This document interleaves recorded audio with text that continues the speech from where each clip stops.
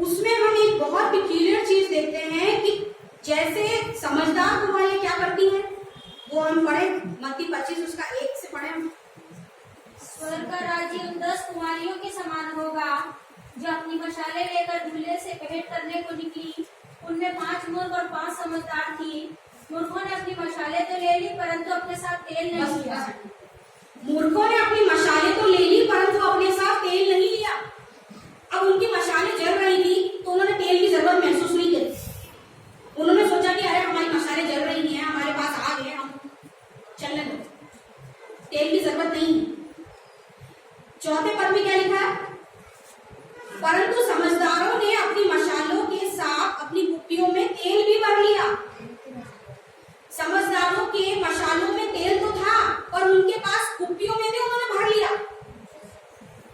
आप दृष्टांत को मैं जो बता रही हूँ ना, आप समझिए उस बात को। हम सब समझदार लोग हैं, आप चीज को रिलेट करिए अपने आप से कि समझदार जो है, मशालें तो है, मशालों में आग भी है, मशाल जल रही है और मशालों के साथ कुप्पियों में तेल भी भर लिया है इन फ्यूचर के लिए कि कभी मशाल बुझनी नहीं चाहिए।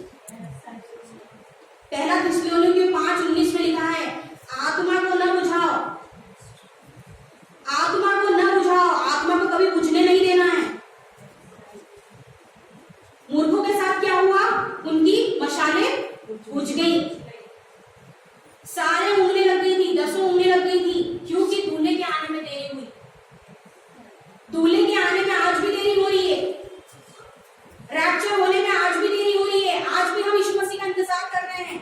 आज भी हम, कई लोग ऐसे हैं जो ऊँगने लग गए हैं, सो गए हैं। फिलीपींस में एक ऐसा शहर है जिसका नाम है डेवियो शहर। वहां पर एक पास्टर है, पास्टर अपोलो क्विबोला है। वो पास्टर जो है ना, वो पास्टर अपने आप को कहते हैं कि मैं परमेश्वर का पुत्र हूं जो रैप्चर में आ चुका हूं। आप उसकी वीडियो देखिएगा, वो क्लेम करता है ये चीज कि मैं रैप्चर में आया हूं, परमेश्वर का पुत्र। अब कोई रैप्चर नहीं होगा। उसके पता कितने फॉलोअर्स हैं? 5 मिलियन फॉलोअर्स हैं उसके। आज शैतान ने ऐसा भ्रम पैदा कर रखा है कि लोग धारा की नाई प्रभु यीशु मसीह के पास भी आ रहे हैं और नरक भी जा रहे हैं। और वो समय दूर नहीं जब विश्वास हमारा परखा जाएगा और दूल्हे के आने में देर होगी। प्रेरितों के काम से, प्रेरितों के समय से दूल्हे के आने में देर हो रही है और देर होगी। और हमारा जो इस समय के लिए जो लिखा गया है कि जैसे देर हुई और 10 सो गई, पर हमारे पास अगर हमारी कुप्पी में तेल हुआ, तेल यानी उनकी तेल का क्या मतलब है? तेल का मतलब ये कि डेली हमें पवित्र आत्मा के साथ सहभागिता में बैठना है। डेली उनकी संगति बैठोगे तो वो तेल ऑटोमेटिकली रिफिल होता जाएगा। तेल के बारे में हम कई जगह पढ़ते हैं। तेल किसको दर्शाता है? पवित्र आत्मा की रिफिलिंग को, पवित्र आत्मा की अनॉइंटिंग को, जो डेली हमें चाहिए। अगर एक दिन में चूक गया ना तो वो लेवल कम हो जाएगा तेल का।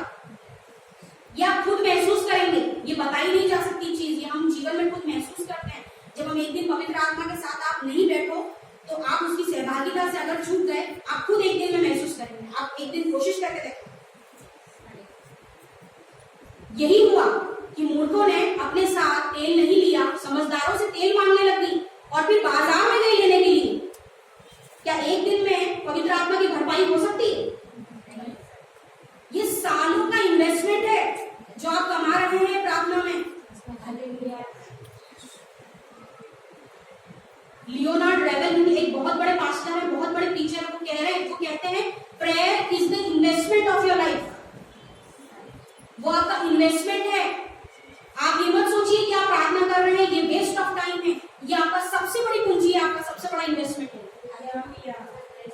जिसके द्वारा आप पवित्र आत्मा की सहभागिता में पास पास पास पास और पास आते जाते हैं। उस अविनाशी देह को पहनते जाते हैं, उस अमरता के पास आते जाते हैं, जो मरना देह से अमरता तक हमें पहुंचता है। ये उस दृष्टांत का वर्णन है जो रैप्चर के लिए था, जो 10 कुमारियों के लिए था कि देर हो रही है दूल्हे के आने में, देर होगी। पर हमें इस बात को समझना है कि लूका 17 उसके 22 और 24 में लिखा है, वे दिन आएंगे, वे दिन ऐसे आएंगे जिसमें तुम मनुष्य के पुत्र के दिनों में एक दिन को देखना चाहोगे और नहीं देखने पाओगे।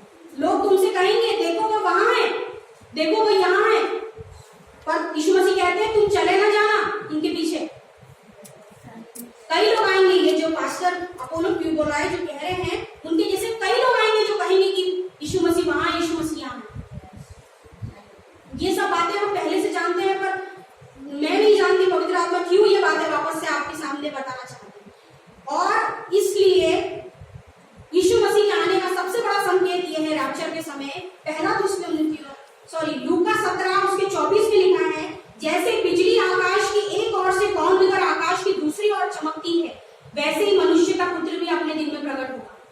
लूका 17:24 में लिखा है। बिजली एक ओर से दूसरी ओर जाती है,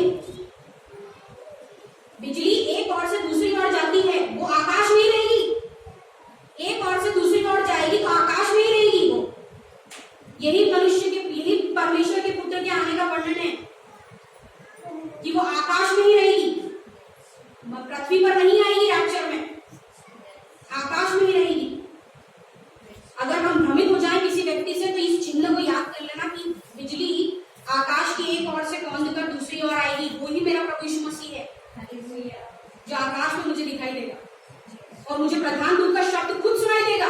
भले मैं कुछ भी कर रही हूँ, मैं सो रही हूँ, मैं प्रार्थना कर रही हूँ, मैं उस समय ड्यूटी कर रही हूँ, मैं कुछ भी कर रही हूँ, मुझे उस प्रधान दूत का शब्द सुनाई देगा।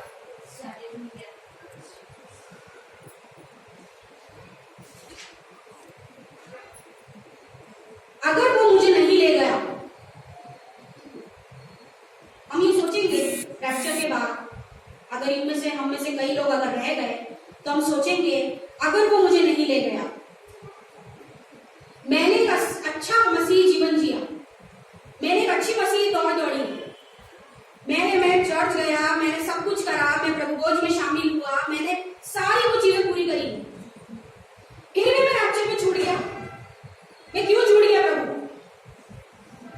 तूने मुझे क्यों छोड़ दिया? यीशु मुझे क्यों नहीं ले गया? उस वक्त कारण पता है क्या हुआ? प्रॉब्लम ये नहीं है कि यीशु ने हमें रिजेक्ट कर दिया रैप्चर से, बल्कि असली प्रॉब्लम ये है कि हमने हर मोड़ पर यीशु मसीह को रिजेक्ट किया था। उस मोड़ को पवित्र आत्मा आपको याद करवाएगा कि कैसे हर मोड़ पर तूने यीशु मसीह को रिजेक्ट करा था, इसलिए आज यीशु मसीह ने तुझे रिजेक्ट करा है रैप्चर से। जब कभी उसने तुझे प्रार्थना में बैठने के लिए बोला, तूने प्रार्थना के उस विचार को इग्नोर कर दिया और तूने बोला नहीं प्रभु मैं अभी नहीं बैठूंगा। जब कभी प्रभु ने तुझे बोला संडे है तुझे चर्च जाना है,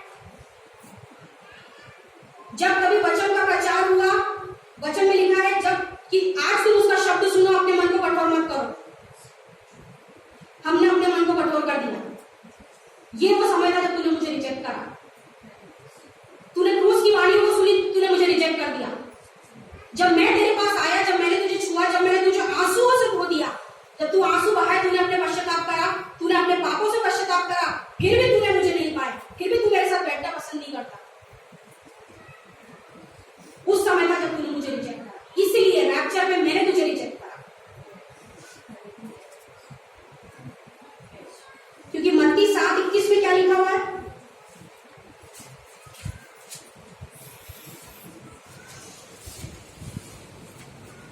जो मुझसे हे प्रभु कहता है, उनमें से हर एक स्वर्ग के राज्य में प्रवेश न करेगा, परंतु वही जो मेरे स्वर्ग पिता की इच्छा पर चलता है वही प्रवेश करेगा स्वर्ग के राज्य। तो परमेश्वर की इच्छा को जानना है। हम पूरी बाइबल में हमें पता है परमेश्वर की इच्छा क्या है। अब रैप्चर के बाद क्या होगा? जैसे ही लोग उठा लिए जाएंगे, पूरी जगह पर हाहाकार मच जाएगा। आप उस चीज को इमेजिन करिए। फॉर एग्जाम्पल मैं एक प्लेन में ट्रैवल कर रही हूँ, उस प्लेन के दोनों पायलट प्रभु यीशु मसीह में बिलीवर है और वो दोनों पायलट रैप्चर में उठा लिए गए। उस प्लेन का क्या होगा? क्रैश हो जाएगा। उस प्लेन में जो लोग हैं वो सबका क्या होगा? मर जाएंगे। उसमें जो लोग मसीह हैं, जो लोग बिलीवर्स हैं, जिन लोगों को प्रभु यीशु मसीह चाहते हैं, वो रैप्चर में उठा लिए जाएंगे, पर जो लोग नहीं उठाए जाएंगे वो लोग नरक में चले जाएंगे।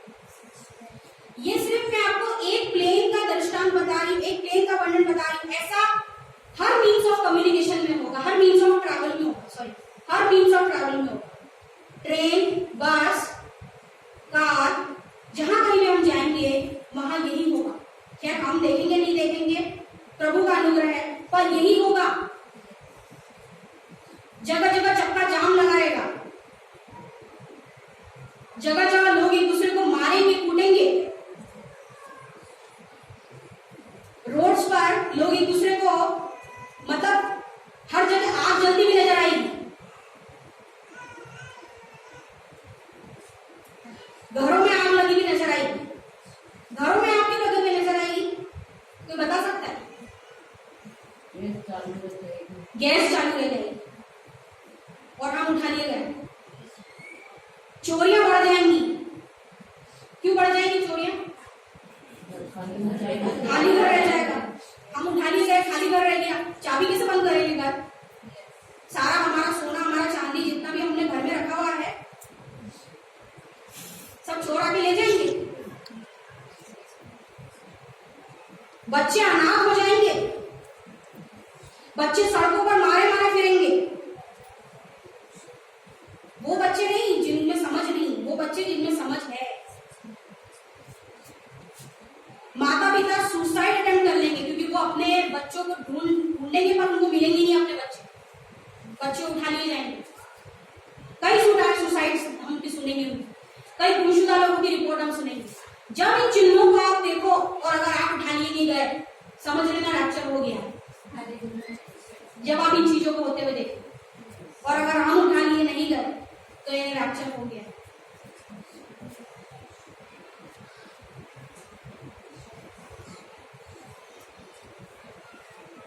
कई लोग ये सुनकर आश्चर्यचकित होंगे और कई लोग ये सुनकर हाहाकार मचाएंगे। कई लोग ये सुनकर उस समय जब ये सब होते हुए देखेंगे ना, तब बोलेंगे प्रभु अब तुम मुझे क्षमा कर दे, इन सब चीजों से मैं बहुत डर गया हूं। ये सब चीजें देखकर तब वो प्रभु के पास आएंगे और रैप्चर के तुरंत बाद सबसे ज्यादा लोग अपने आप को प्रभु यीशु मसीह को देंगे, सबसे ज्यादा। पर उस समय कुछ फायदा नहीं होगा क्योंकि महाक्लेश के बाद ही द्वितीय आगमन होगा। महाक्लेश को सहने के बाद ही द्वितीय आगमन। महाक्लेश के बारे में एक बहुत ऐसी बातें हैं जो हम प्रकाशित वाक्य में पढ़ेंगे तो हमें समझ में आएगा कि कैसा महाक्लेश है। विपत्तियों पे विपत्तियां हैं, विपत्तियों पे विपत्तियां हैं, हम सहन नहीं कर सकते। हम तो मिट्टी है, हमको ऐसे ही हम नष्ट हो जाएंगे। ऐसा महाक्लेश। आज हमारी तैयारी क्या है रैप्चर के लिए? मैं वापस से पॉइंट्स रिपीट नहीं करूंगी, टाइम हो गया, पर हमने सारी चीजों को पता कर लिया है। जो नूह के बारे में था, जो लूत की पत्नी के बारे में था, जो 10 कुमारियों के बारे में था। हमारी मशालें जलती रहनी चाहिए। लूत की पत्नी की तरह हमें पलट के नहीं देखना है। नूह के दिनों के लिए हमें संसारिक काम भी और हमारा आत्मिक काम भी, दोनों को हमें पूरा करना है और हमें रैप्चर के लिए तैयार होना है। हमारे जीवन में कोई कलंक, कोई दाग, कोई झुर्री नहीं होनी चाहिए। आइए हम प्रार्थना करें।